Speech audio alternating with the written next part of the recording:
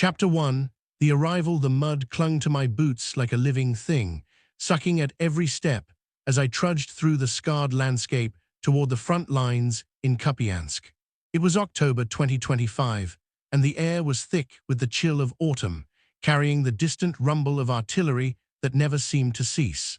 My name is Andriy, a 28-year-old infantryman from Lviv, drafted into this endless war that had already claimed so many of my friends. I had been rotated to the Kupyansk sector after months in the south, where the fighting was fierce but predictable. Here, in the Kharkiv Oblast, things felt different, more insidious, like the enemy was always just out of sight, probing, waiting. As our convoy of battered KamAZ trucks rattled along the potholed road from Kharkiv, I gripped my AK-74 tightly, my knuckles white beneath the gloves. The driver, a grizzled veteran named Petro, muttered curses under his breath about the Russian drones that had become the bane of our existence. "They see everything," he said, his eyes scanning the grey sky. "One wrong move, and boom, Gerran 2 comes calling." I nodded, remembering the reports from ISW and our briefings. Russian forces were using these Iranian-made drones for precision strikes, like the one that hit positions near Seredy Burlak just days ago. We arrived at the outpost near Petropavlivka under the cover of dusk, the sun dipping below the horizon like a wounded animal. The position was a network of trenches dug into the soft earth, reinforced with sandbags and timber scavenged from nearby ruined farms. My platoon commander, Captain Kozak, a stern man with a scar running across his cheek from a shrapnel wound in 2022, gathered us for a quick briefing. "The Russians are pushing hard here," he said, his voice low and urgent. "They've been attacking near Pishchain, Stepova Novoslivka, and right into Kupyansk itself. Small groups, 1 or 2 soldiers at a time, crawling through the fields with thermal cloaks. They move slow, 1.5 km per hour, but they're sneaky. We've repelled 3 assaults in the last day alone, but they're not stopping." I felt a knot of tension in my stomach as I settled into my foxhole, the damp soil pressing against my back. The front was quieter than I expected at first, but that only heightened the suspense. Every rustle in the underbrush could be an infiltrator, every shadow a potential threat. I checked my gear, ammunition clips, grenades, a night vision scope that was barely functional after months of use. Beside me, my buddy Victor, a young recruit from Kiev, whispered about home, trying to distract himself. "Think we'll hold?" he asked, his breath visible in the cold air. Before I could answer, a distant explosion echoed through the night, artillery from the Russians' side, likely from their 68th Motorized Rifle Division operating nearby. Our radios crackled with reports, enemy probes northeast of Kupyansk, near Dvorichansk and Kamyanka. Captain Kozak ordered us to stand to, and we peered over the parapet, hearts pounding. The landscape was a desolate mix of bombed-out villages and churned fields where once wheat grew tall. Now it was a killing ground. As the hours dragged on, the tension built like a storm. I remembered the geolocated footage we'd seen in training, Ukrainian forces advancing in central Kupyansk on October 18, pushing back Russian claims of control. It gave me hope, but here in the dark, doubt crept in. What if they broke through? What if one of those small teams slipped past our lines? I scanned the horizon with my binoculars, spotting nothing but the faint glow of fires from distant strikes. Suddenly, a flare lit up the sky, illuminating the field in stark white light. "Contact!" someone shouted down the line. My pulse raced as I shouldered my rifle, aiming into the void. Shapes moved. Were they Russians? The suspense was agonizing, every second stretching into eternity. Gunfire erupted to my left, short bursts from our PK machine gun. Victor fired too, his hands shaking. "They're coming from Pishchain direction," the radio barked. We held our breath as the exchange intensified. Russian artillery responded, shells whistling overhead before slamming into the earth nearby, showering us with dirt. I ducked low, feeling the ground shake, my ears ringing. This was it, the first taste of the Kupyansk front. No grand charges, just this grinding, nerve-wracking warfare where every shadow could kill you. In the lull that followed, I wiped sweat from my brow despite the cold. We had repelled them for now, but the night was young and the Russians were persistent. Reports from the General Staff indicated 126 clashes across the front that day, with ours being just a small part. As I reloaded, I thought of home, of my family waiting in Lviv, praying for my return. But here, survival was minute by minute. The next morning brought no relief. Dawn revealed the damage, craters pockmarking the field, a burned-out vehicle in the distance. Captain Kozak patrolled the line, encouraging us. "We've held central Kupyansk," he said. "No advances for them, keep vigilant." But Russian millbloggers were claiming gains west of Kupyansk, unverified lies to boost morale. I took my position again, the suspense never fading. Every bird call, every wind gust set my nerves on edge. This was the reality of the front, immersed in fear, detail by detail, waiting for the next push. Chapter 2. In the fire, the dawn broke over Kupyansk with a sickly grey light, the kind that seemed to drain the world of color. My breath hung in the air as I crouched in the trench, the cold seeping through my layered uniform. It was day 3 at the Petropavlivka outpost, and the front felt like a coiled snake, ready to strike at any moment. The Russian push hadn't let up. Reports from the General Staff trickled through our radios. 132 clashes across the front yesterday, with heavy fighting in the Kupyansk direction. The enemy was testing us, probing for weaknesses, their small unit tactics relentless. I could feel the weight of it all, the constant threat, the sleepless nights, the gnawing fear that any moment could be my last. Captain Kozak paced the line, his boots crunching against the frozen mud. "They're massing near Kamyanka again," he said, his voice steady but grim. "Expect drones at first light. Stay low, keep your thermals off unless absolutely necessary. They're picking up heat signatures." I nodded, checking my AK-74 for the 100th time, the metal cold against my gloved hands. Beside me, Victor was quieter today, his usual chatter replaced by a tense silence. I could see it in his eyes. The strain was getting to him. We all felt it. The Kupyansk front wasn't just a battleground. It was a psychological grinder, wearing us down with every distant explosion. The morning passed in a haze of routine, checking equipment, reinforcing the trench with more sandbags, swallowing bitter coffee from a dented thermos. But the calm was deceptive. At around 900, the first drone buzzed overhead, a Russian Orlan-10, unmistakable with its high-pitched whine. "Down," Kozak barked, and we pressed ourselves into the earth, hearts pounding. The drone passed, but the fear lingered. Petro, the driver from our convoy, had told me stories of Geran 2 strikes, silent until the last second, then a deafening blast. The Institute for the Study of War had confirmed their use here, targeting Ukrainian positions with chilling precision. I scanned the sky, my pulse racing, knowing we were exposed. By noon, the tension snapped. "Incoming," someone shouted, and the ground shook as Russian artillery opened up, shells slamming into the fields just beyond our line. Dirt and shrapnel rained down, the air thick with acrid smoke. I ducked into the trench, my ears ringing, gripping my rifle like a lifeline. The barrage was intense, targeting our forward observation posts near Stepova Novoslivka. Kozak's voice crackled over the radio. "Hold positions, they're softening us up for an assault." I peered over the parapet, my night vision scope useless in the daylight, but my binoculars catching movement, dark shapes crawling through the tall grass, maybe 500 meters out. "Small team, Pishtchen direction," I whispered to Victor, who nodded, his face pale. We'd been briefed on this. Russian sabotage groups, often just 2 or 3 soldiers, moving slowly to avoid detection. They'd been hitting our lines like this for weeks, slipping through under cover of artillery. The General Staff reported repelling 5 such attacks in Kupyansk yesterday alone. I steadied my breathing, aiming down the sights, waiting for a clear shot. The suspense was unbearable. Every rustle in the grass could be a grenade, every shadow a sniper. Then gunfire erupted. Our machine gunner, Ole, opened up with the PK, spraying the field in controlled bursts. I fired 2, short bursts to conserve ammo, my heart hammering as I saw one shape collapse. "Got one," Victor shouted, but his voice was drowned out by another artillery strike, closer this time. The explosion threw me against the trench wall, dirt clogging my mouth. I spat it out, coughing, checking myself for wounds. I was intact, but the fear was a living thing now, clawing at my chest. The assault came in waves.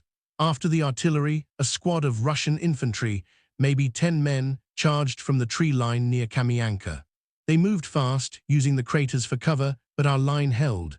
KamAZ was everywhere, shouting orders, his calm authority anchoring us. "Flankers, left," he yelled, and I swung my rifle, spotting 2 figures darting through a ditch. I fired, missed, fired again. One went down, but the other vanished into the smoke. My hands shook, adrenaline flooding my system. Victor was struggling now, his rifle jamming. "Damn it," he cursed, fumbling with the bolt. I covered him, firing at shadows, my ears deafened by the chaos. The Russians fell back after 20 minutes, but not before leaving 2 of our men wounded. A medic rushed to them, dragging them to a bunker. The radio buzzed with updates. Ukrainian forces had repelled the assault, but Russian drones were still active, and their artillery was repositioning. We couldn't relax. As night fell, the front quieted, but the tension didn't. I sat in the trench, eating a cold MRE, my hands still trembling. Victor was silent, staring into the distance. "You okay?" I asked. He shrugged, his voice barely a whisper. "I don't know how much longer I can do this, Andriy." I wanted to say something reassuring, but the words wouldn't come. Instead, I handed him a cigarette, a rare luxury we'd scavenged from a supply drop. We smoked in silence, the glow hidden under a tarp to avoid detection. The night brought new threats. Russian mill bloggers were claiming gains near Dvorichansk, but our commanders dismissed it as propaganda. Still, the fear of a breakthrough kept us on edge. Around midnight, a flare lit up the sky, and we scrambled to our positions. No attack came, but the false alarm left us drained. I thought of home, of my sister's letters from Lviv, urging me to stay safe. But safety was a memory here, replaced by the constant hum of danger. By morning, the trench was a mess, muddy, littered with spent casings, the air heavy with the smell of gunpowder. KamAZ gathered us for a briefing.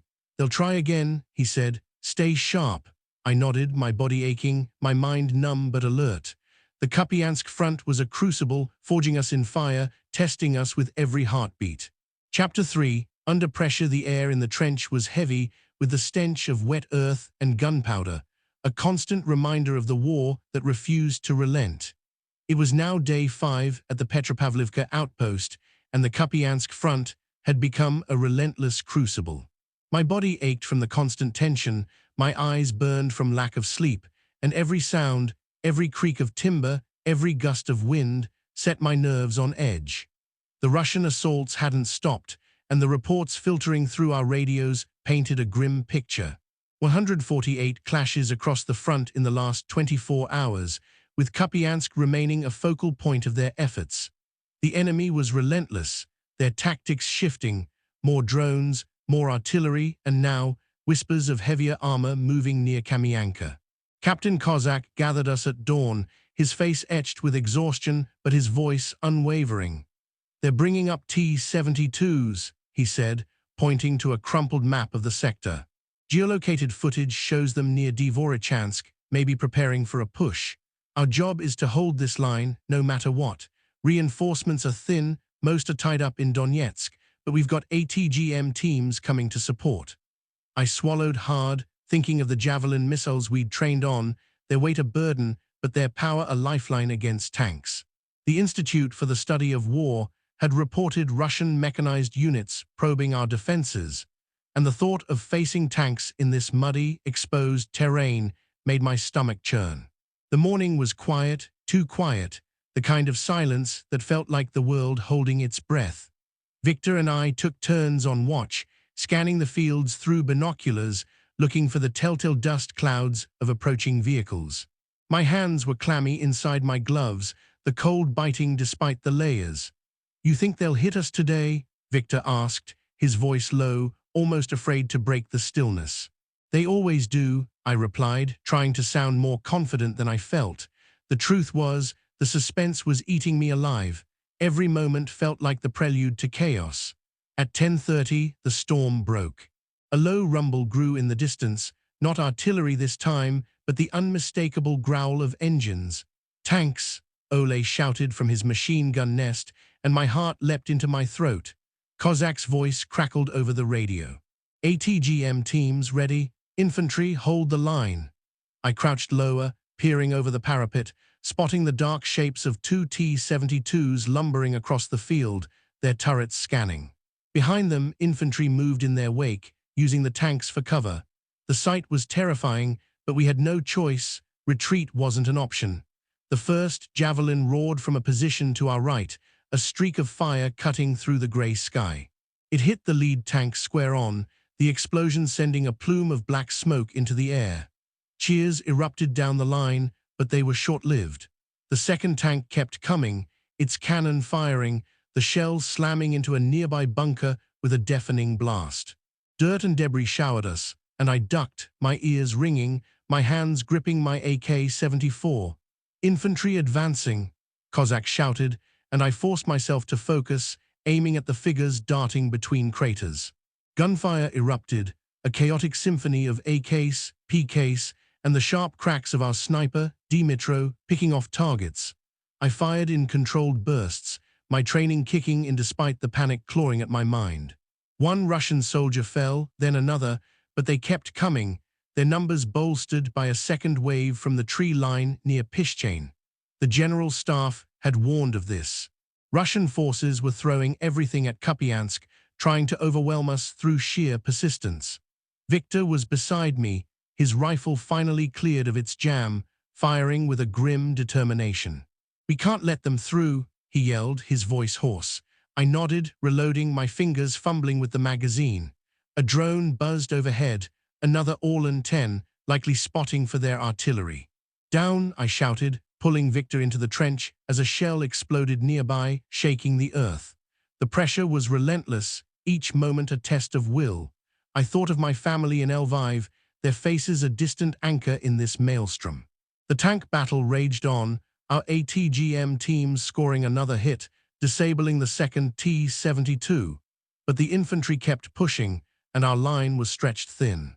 Kozak moved like a man possessed, coordinating fire, calling in drone strikes from our own Bayraktar TB2S when the skies cleared. The radio buzzed with updates. Ukrainian forces had repelled attacks near Stepova Novoslivka, but losses were mounting. 2 of our men were down, 1 dead, the other bleeding out despite the medics' efforts. The sight of the blood-soaked bandages made my stomach lurch, but there was no time to grieve. As dusk fell, the Russians pulled back, their tanks retreating under cover of smoke. We'd held, but at a cost.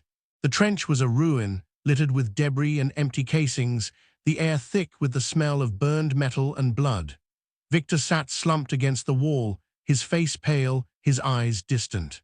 "We did it," he muttered, but there was no triumph in his voice. I handed him a sip of water from my canteen, my own hands shaking. The night would bring no rest. Russian millbloggers were already claiming tactical gains near Kupyansk, lies to mask their failure, but the threat of another assault loomed. I lay back in the trench, staring at the starless sky, my body numb but my mind racing. The Kupyansk front was a relentless machine, grinding us down, testing our resolve. I thought of home, of the life I'd left behind, and wondered if I'd ever see it again. But for now, survival was enough, one breath, one heartbeat at a time. Chapter 4, The Cost of Survival. The Kupyansk front had carved itself into my bones by day 7. The trench, once a temporary refuge, now felt like a grave we hadn't yet admitted to digging. The air was thick with the metallic tang of blood and the sour reek of unwashed bodies, mingling with the ever-present mud that clung to everything. My name, Andriy, felt distant, like a memory from another life. The relentless grind of the war, artillery barrages, drone strikes, and the creeping dread of Russian assaults had stripped away everything but instinct. The General Staff reported 154 clashes across the front yesterday, with Kupyansk still a crucible of violence. We were holding, but at what cost? Dawn broke with a muted glow, the horizon smudged by smoke from overnight strikes. Captain Kozak, his scar seeming deeper with every passing day, gathered us in the dim light. "They're not giving up," he said, his voice hoarse from shouting over the din of battle. "Geolocated reports confirm Russian positions consolidating near Pishchain and Kamyanka. They're bringing up mortars and more drones. Our drones caught their supply lines moving last night. Expect a big push." The Institute for the Study of War had noted increased Russian activity in the sector, with their 68th Motorized Rifle Division reinforcing for another assault. My heart sank, but I nodded, checking my AK-74, its weight familiar but heavier with each passing day. The morning was a tense limbo. Victor, my shadow in this hell, was unraveling. His eyes were hollow, his hands unsteady as he cleaned his rifle. "I saw him, Andriy," he whispered, referring to our fallen comrade from yesterday, Petro, the driver who'd joked about drones on our way here. A German 2 had struck his position during a resupply run, leaving nothing but a crater and fragments. I wanted to comfort Victor, but words felt hollow. Instead, I squeezed his shoulder, a silent promise we'd get through this, or die trying. At 1100, the world erupted. A barrage of mortars rained down, closer than before, the explosions shaking the earth so violently I thought the trench would collapse. "Incoming," KamAZ roared, and we scrambled to our positions, mud sucking at our boots. The radio crackled with panic. Russian infantry, supported by BMP-3s, were advancing from the direction of Stepova Novoslivka.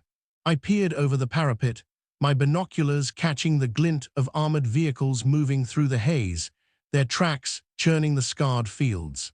Behind them, infantry fanned out, moving with a precision that spoke of fresh troops. Our ATGM teams sprang into action, javelins screaming through the air. One BMP erupted in flames, but the others kept coming, their machine guns raking our line. I fired my AK-74 short bursts, aiming for the infantry weaving between craters. The noise was deafening, gunfire, explosions, the screams of the wounded. Dmitro, our sniper, was picking off targets with surgical precision, but even he couldn't stem the tide. "They're too many," Victor shouted, his voice breaking as he reloaded, his hands shaking so badly he dropped a magazine into the mud. A drone buzzed overhead, its whine cutting through the chaos. "All in 10, Ole yelled, and we ducked, knowing it was spotting for their mortars. Seconds later, a shell landed just beyond our trench, the blast throwing me to my knees, dirt clogging my throat. I coughed, gasping, my ears ringing. KamAZ's voice cut through. "Hold the line, Bayraktars are inbound." Our own drones, a rare lifeline, were being scrambled to counter the assault. I prayed they'd arrive in time. The fighting stretched into hours, a brutal slog of attrition. The Russians pressed hard, their infantry reaching within 200 meters of our trench at one point. I fired until my barrel was hot, my shoulder bruised from the recoil. Victor was a ghost beside me, firing mechanically, his face a mask of fear and resolve. We lost 3 more men, 2 to a mortar strike, 1 to a sniper. The medic, Olna, worked frantically, her hands slick with blood as she tried to save them. I caught her eye once, and the despair there mirrored my own. As dusk fell, the Russians fell back, their vehicles retreating under a hail of our gunfire. The Bayraktars had arrived, their strikes scattering the enemy's rear lines. We'd held, but the trench was a slaughterhouse, blood-soaked bandages, shattered equipment, and the bodies of our fallen draped in tarps. KamAZ walked the line, his face grim. "We stopped them," he said, but his voice was hollow. The radio confirmed. Ukrainian forces had repelled the assault, but Russian millbloggers were already spinning tales of strategic repositioning to cover their losses. Night brought no peace. Victor sat beside me, staring at nothing, his cigarette unlit in his trembling hand. "Why are we still here, Andriy?" he asked, his voice barely audible. I had no answer. The weight of survival pressed down on us, heavier than the mud, heavier than the fear. I thought of Lviv, of my sister's letters, now a faint echo in this nightmare. The Kupyansk front had taken so much friends, hope, pieces of my soul, but it hadn't taken me, not yet. By morning we were still alive, but the cost was etched in every face, every blood-stained patch of earth. KamAZ rallied us for another day, another fight. "We hold," he said simply. I nodded, gripping my rifle, knowing the war would demand more before it was done. Survival was our only victory, paid for in blood and grit, one desperate moment at a time. Epilogue: the Kupyansk front was behind me now, but its scars lingered, etched into my skin and soul. The trench, the mud, the blood, they haunted my dreams, a relentless echo of those 7 days. We'd held the line, repelled the Russian assaults, but the cost was heavy. Friends lost, hope frayed, a piece of myself left in the churned earth. As I sat on a bus heading back to Lviv, the fields outside blurred into a haze of green and grey. The war wasn't over, reports still spoke of clashes near KamAZ, but for now I was alive. I clutched my sister's latest letter, her words a fragile tether to home. Survival was my victory, but it came with a question that gnawed at me. What was left of the man who'd left Lviv? Only time would tell.